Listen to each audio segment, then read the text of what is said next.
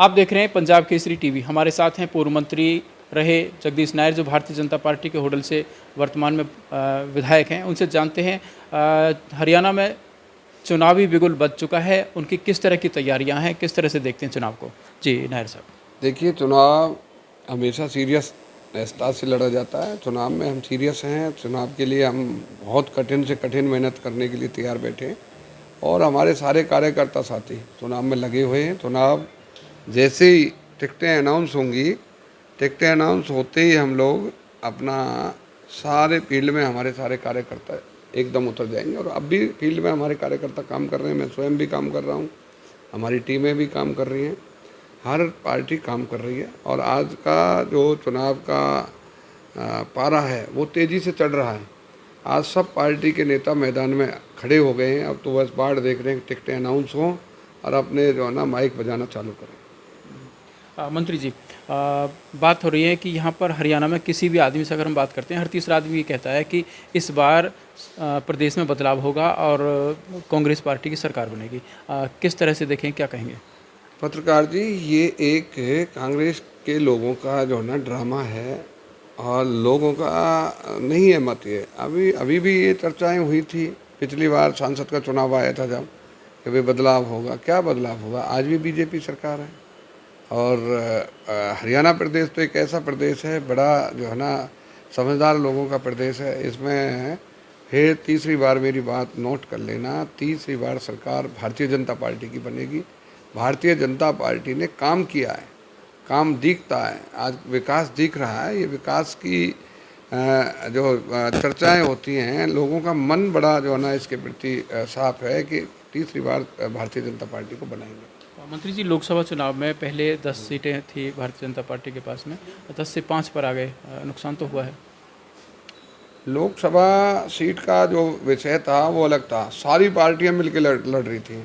आज तो कांग्रेस और बीजेपी का मुकाबला है। बीजेपी आगे है, कांग्रेस पीछे है। अब देखते हैं जनता किसको जनादेश देगी। मंत्री जी, आपका कहना है कि सारी पार्टियां मिलकर के, हालांकि काफ़ी सारी पार्टियों का एक गठबंधन बनाया था, इंडी गठबंधन, और लेकिन कुछ और पार्टियां भी थी जिनके कैंडिडेट खड़े भी हुए थे, लेकिन उन पार्टियों के कैंडिडेट्स को भी लोगों ने बिल्कुल नकार दिया। दो ही तरफ वोट का रुझान था, या तो भाजपा का या कांग्रेस का। देखिए, आप समीकरण से चुनाव लड़े जाते हैं। उस टाइम समीकरण इस टाइप के बने हुए थे, कांग्रेस, बसपा, सपा ये सब मिले हुए थे। सारे मिलके गठबंधन बना के सारी पार्टियां एक दूसरे की मदद कर रही थी। उसके बावजूद भी भारतीय जनता पार्टी राज में आ गई। आज भी ये ऐसा करने के मूड में घूम रहे हैं कि भाई इसको भारतीय जनता पार्टी को रोको। लेकिन भारतीय जनता पार्टी लोगों की पार्टी है, लोगों के दिल में बैठी है। लोगों को भारतीय जनता पार्टी का विकास पसंद आया है। आज चौड़ी चौड़ी सड़कें बनाई जा रही हैं, पुल बनाए जा रहे हैं, अस्पताल बनाए जा रहे हैं, नहरों को पक्का किया जा रहा है। लोगों को क्या चाहिए? काम चाहिए, लोगों को रोज़गार चाहिए। आज रोज़गार आप इसे छोटी बात मानते हो, हरियाणा में बिक्री होती थी रोज़गार की। आज गरीब से गरीब का लड़का लग रहा है, गरीब रिक्शा चलाने वाले का बेटा इंस्पेक्टर बन रहा है। आप मोची का बेटा जो है ना HCS बन रहा है। ये छोटी बात नहीं है, बहुत बड़ी सरकार की उपलब्धि है। ना पर्ची ना खर्ची, इस सारे मामले पर सरकार ने लोगों को न्याय दिया है और सरकार को इसलिए लोग पसंद करते हैं। आपने केंद्र में सरकार बनाने की बात कही, केंद्र में सरकार बनी है लेकिन गठबंधन के सहारे बनी है। मैं यह जानना चाहूँगा कि भगवान श्री राम का मंदिर बनाने के बाद, धारा 370 और 35 आदि को हटाने के बाद, क्या भारतीय जनता पार्टी आराम के मोड पर चली गई थी? क्या उन्होंने मेहनत नहीं की? नहीं, भारतीय जनता पार्टी आराम के मोड पर कभी नहीं रहती। और भारतीय जनता पार्टी 5 साल और लगातार चुनाव लड़ती है।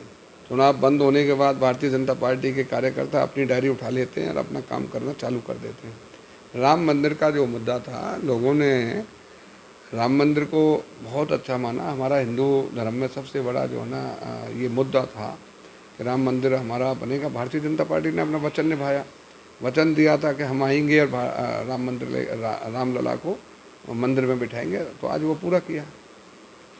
कांग्रेस वाले तो जो अभी भी आलोचना कर रहे हैं, कांग्रेस वाले तो भगवान राम की पहले भी आलोचना की थी जब इनकी सरकार थी। वो कहते हैं कि राम सेतु नाम की कोई चीज़ नहीं है दुनिया में, जबकि भगवान राम ने लंका पे पार करने के लिए राम सेतु बनाया था।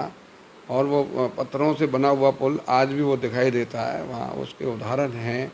लेकिन कांग्रेस वाले इसे काल्पनिक बताते थे, भगवान राम को नहीं बताते कांग्रेस वाले तो। और कांग्रेस के लोग तो विधानसभा उसमें लोकसभा में भी ये कहते हैं कि भाई ये ढोंग है, हिंदुत्व नहीं, ये ढोंग है। आप जनता के उसको भी, सिस्टम को भी गलत बताते हैं, तो आप हैं क्या? कौन सा आपका सिस्टम है जिससे हम ये देश चलेगा?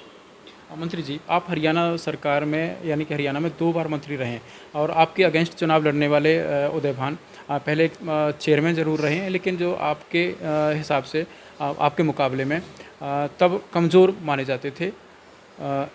लेकिन अब आज की तारीख में वो कांग्रेस पार्टी के प्रदेश के अध्यक्ष हैं। तो ऐसे में जो मुकाबला होगा किस रूप में आप देखते हैं? वो भारी पड़ेंगे या? देखिए, यदि पदों से मुकाबले होता तो पद तो ये कागजी पद होते हैं। प्रदेश उठा के अभी प्रदेश अध्यक्ष मुझे बना दे पार्टी रातों रात, ये कोई, इसमें कोई बहुत बड़ी कठिनाई नहीं आती प्रदेश अध्यक्ष बनने में। ये तो कागजी पद होते हैं।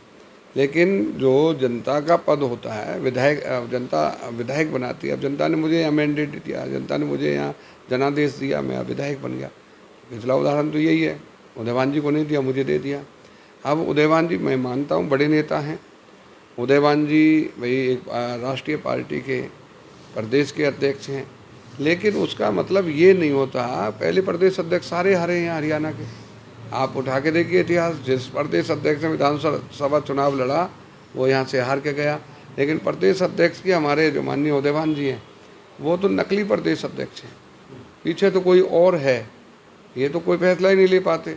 इनका तो आज ये होटल में बैठे हैं, प्रदेश अध्यक्ष होते तो सारे हरियाणा में दौरे करने चाहिए थे इनको।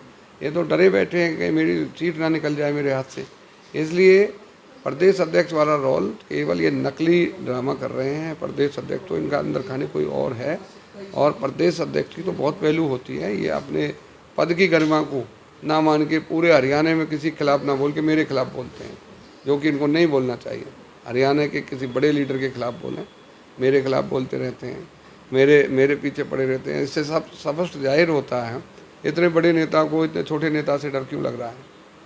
यानी कांग्रेस पार्टी के द्वारा उन्हें मान सम्मान तो पूरा दिया जा रहा है कि आप का कहना है कि वो केवल कागजी अध्यक्ष हैं? कागजी अध्यक्ष अब तक संगठन नहीं बना उनका। ऐसे अध्यक्ष का क्या करोगे? ना संगठन बना सकते, ना अपने जो ना कार्यकर्ता पैदा कर सकते। आज एक नकली पटका गैंग चल रहा है। एक सिस्टम है, गाड़ी में पटका रखे, एक पटका डालेगा, दूसरा फोटो खींचेगा, तीसरा हाथ मिलाएगा। उदयवान जी जैसे ही हाथ मिलाते हैं दूसरा उनका पटका डाल देता है, पटका डालते हुए साथ के साथ फोटो हो जाता है, कहते हैं जी ज्वाइनिंग। अगर ऐसे ही ज्वाइन होंगे लोग तो ये वहम में है, तो ये ज्वाइनिंग नहीं है। ज्वाइनिंग तो तरीके से होती है, ये लोगों को बदनाम कर रहे हैं, लोगों के साथ ज़बरदस्ती कर रहे हैं। लोग खुद मुँह से कह रहे हैं कि हम जो है ना एक चाय प्रोग्राम में बैठे थे, हमारे पे पटका डाल दिया और हम भारतीय जनता पार्टी के आदमी ज़बरदस्ती पटका डाल के फ़ोटो खिंचवा रहे हैं।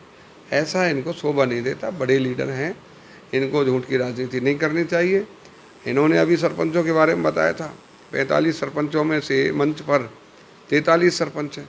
अरे भाई, वहाँ 8 सरपंच मौजूद थे, बाकी नकली सरपंच बना के उनके फ़ोटो खिंचवा दिए। हम तो जानते हैं, जनता जानती है, लेकिन जनता को गुमराह करके अखबार की एक खबर बना रहे हो, जनता में एक झूठ फेंक रहे हो। यह सारा विधानसभा क्षेत्र मेरे साथ हो गया। ये तो चुनाव आ रहा है, इसमें पता लग जाएगी अपने आप। मंत्री जी, हरियाणा प्रदेश भर में हर किसी मतलब हर तीसरे आदमी से जब पूछते हैं तो उसका यही कहना है कि प्रदेश में बदलाव है और सरकार बदलेगी, कांग्रेस पार्टी की सरकार बनेगी। मुझे पता नहीं कौन सा तीसरा आदमी है। बदलाव कांग्रेस का 60 साल का राज हम सब ने देखा है। 60 साल में कांग्रेस ने घोटाला किया, घपले किए और बेरहमी से समाजों का जो है ना उनके ऊपर लाठियाँ बरसाई, चाहे किसान वर्ग हो चाहे व्यापारी वर्ग हो। फिरौतियाँ मांगी जाती थी इनके टाइम में, मजदूरों पर लाठियाँ बरसाई जाती थी, शोषण होता था, किसानों को बेरहमी से पीटा जाता था, कोई आंदोलन पर आते थे। आज बताएं, हमारी सरकार में कहीं किसानों पर कहीं कुछ भी किया हो? किसान के प्रति हमारी सरकार ने बहुत बड़ी राहत दी है। MSP पर हरियाणा सारा फसलों का भाव देता है, ये बहुत बड़ी राहत है। किसान की आमदनी बढ़ेगी। दूसरा, गन्ने का रेट किसान को सबसे ज़्यादा हमारे यहाँ दिया जा रहा है। तीसरा, किसान को जनधन निधि के तहत पैसा भी दिया जाता है। उनके खराबे के लिए भी बीमा की फसल का पैसा दिया जाता है। किसान के साथ साथ बहुत ढेर सारी सुविधाएं सरकार ने बनाई हैं। यदि कोई कमेरा आदमी मर जाता है तो उसको 5 लाख रुपए तक का वो दिया जाता है। यदि बीमार हो जाता है कोई गरीब परिवार से तो 5 लाख रुपए की मुफ्त राशि उसे इलाज कराने के लिए दी जाती है। आज कहीं भी देख लें, कच्चा मकान बनाने में हमने इजाफा किया है। पहले ये 80,000 लोन देते थे, आज हम 3.5 लाख देते हैं। 3.5 लाख फ्री ऑफ कॉस्ट देते हैं कि भाई उनको मकान बनाने के लिए पैसा दिया जाता है। तो सरकार का जो रवैया है भारतीय जनता पार्टी का, गरीबी हटाने का है, किसान को आगे बढ़ाने का है, व्यापारी को आगे बढ़ाने का है, पढ़े लिखे वर्ग को आगे बढ़ाने का है।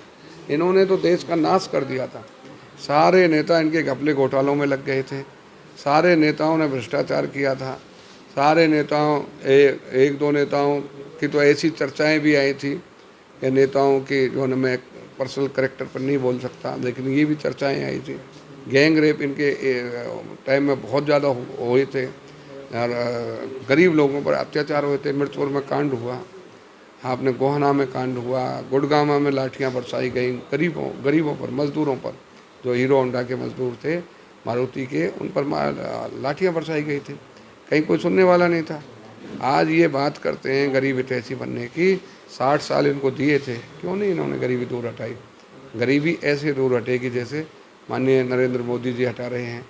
राशन दे रहे हैं मुफ्त, उनके बच्चों की शादी के लिए 71,000 कन्यादान दे रहे हैं, उनको इलाज के लिए 5 लाख रुपए तक का मुफ्त इलाज दे रहे हैं, उनकी बिजली में राहत दे रहे हैं। केवल 36,000 रुपये का बिल उनका माफ़ करके उनको लिमिट कर दी। उनको लोन दे रहे हैं, सस्ते लोन, श्रमिक लोन दे रहे हैं, काम करने के लिए प्रोत्साहन राशि दे रहे हैं। ये इस तरीके से गरीबी हटेगी। आज इन्होंने केवल एक नारा लगाया था, उसके लिए कोई प्रोग्राम तय नहीं किए थे, कोई पॉलिसीज़ नहीं बनाई थी। कांग्रेस के लोग केवल झूठ के सारे राजनीति करना चाहते हैं, वो उनके मंसूबे पूरे नहीं हो सकते। मंत्री जी, फिर ये लोग किस तरह से दावा कर रहे हैं कि हरियाणा में कांग्रेस पार्टी की सरकार बनेगी? दावा तो मैं भी कर सकता हूँ कि पाकिस्तान में भारतीय जनता पार्टी की सरकार बनेगी, मैं भी दावा कर रहा हूँ। क्या दावे से किसी के से काम थोड़ी चलता है। ये तो मुँह की हमारी बातें हैं। ये केवल आप जनता में जाके देखिए, जनता का जनादेश देखिए। जनता जिस दिन वोटिंग करेगी, भारतीय जनता पार्टी जनता के चोला में रंग चुकी है, उनके दिल में बैठ चुकी है। मैं नहीं कह रहा, काम किया है भारतीय जनता पार्टी की। सड़कें दिखाई देती हैं, भारतीय जनता पार्टी के पुल दिखाई देते हैं, भारतीय जनता पार्टी का विकास चारों तरफ दिखाई देता है। मैं मानता हूँ समूचा विकास नहीं हुआ, उसमें समय लगेगा। हम एक मकान बनाते हैं तो वो भी सजने में साल 2 साल लग जाते हैं, इसलिए 5 साल में सारा हरियाणा बहुत बड़ा हरियाणा है। अच्छा मंत्री जी, आपने किसानों का जिक्र किया। किसानों को एमएसपी को लेकर के लगभग 13 महीने तक पूरे देश भर में कई कई जगह पर धरना देना पड़ा। फिर भी आज एक वर्ग ऐसा है जो एमएसपी को लेकर के खुश नहीं है। ये भी इनकी पॉलिसी है कांग्रेसियों की। वो भड़काते हैं कि सारा सब चीज़ अगर ये बीजेपी वाले कर गए तो तुम्हारे पास क्या रह जाएगा। आज किसान के लिए तो बहुत बड़ी सौगात है एमएसपी। टोटल फसलें एमएसपी पर खरीदना हरियाणा सरकार का, भारतीय जनता पार्टी का बहुत बड़ी बात है। इनके समय के रेट देखिए, गेहूं के रेट 10-10 रुपये 20-20 रुपये बढ़ा करते थे, और हमारे समय के रेट देखिए, हम अच्छे रेट बढ़ाते हैं। भारतीय जनता पार्टी अच्छी रेट बढ़ाती है। अच्छा, ये एमएसपी पर गारंटी की बात कर रहे हैं कि एमएसपी की गारंटी दो कि किसान का जो भी कोई अनाज है वो एमएसपी पर ही बिके, उससे कम में ना बिके। इससे बड़ी गारंटी क्या है? किसान के खाते में सीधा पैसा जाता है। किसान कहीं भी बेच सकता है, किसान मंडी से बाहर भी बेच सकता है, मंडी के अंदर भी बेच सकता है। इससे बड़ी गारंटी क्या है? किसान के खाते में सीधा पैसा जाता है। जो पहले बिचौलियों के थ्रू जाता था, अब किसान के खाते में जाता है। किसान खुशहाल है। किसान की समझ में पहले नहीं आया था, इन्होंने भड़का दिया था किसान को। आप किसान से आप जाके पूछिए, बहुत अच्छा महसूस करता है कि भाई अब हमारे पैसे को कोई नहीं छेड़ता। हमारे जितने की फसल बिकी 24 घंटे में हमारे खाते में पैसा। आपने कहा कि उदयभान जी डरे हुए हैं, वो किससे डरे हुए हैं? उदयभान जी भारतीय जनता पार्टी से डरे हुए हैं। उदयभान जी यहाँ के मौजूदा विधायक से डरे हुए हैं। निश्चित तौर पर वो जब भी बोलते हैं जगदीश नायर ने ये कर दिया, जगदीश नायर ने वो कर दिया, भाई आपको क्यों डर लग रहा है? चुनाव मैदान में जनता का फैसला है, जो लेगी जनता वो सबको स्वीकार करना पड़ेगा। आप मेरे पर अलूल जलूल बात करके, जो नहीं है वो भी आप बयानबाजी कराते हो, झूठ बुलवाते हो, लोगों से पकड़ के किसी से कुछ कहलवाते हो कि जगदीश के खिलाफ ये बोल दो, जगदीश के खिलाफ वो बोल दो। आज मेरी छवि को ख़राब करके केवल ये चुनाव जीतना चाहते हैं। इनका मकसद है ये प्लान से साल 2 साल से मेरे 1-2 कार्यकर्ताओं में 10 के उनके साथ जुड़ के और मेरी छवि को धूमिल करना चाहते हैं, उनसे झूठ बुलवा कर कि मेरे साथ जगदीश नायर ने ऐसा कर दिया, मेरे साथ ये कर दिया, वो कर दिया। ये प्लानिंग से मेरे पर वार करना चाहते हैं, जो कि सच्चाई से बहुत दूर है। झूठ की राजनीति करते हैं ये लोग।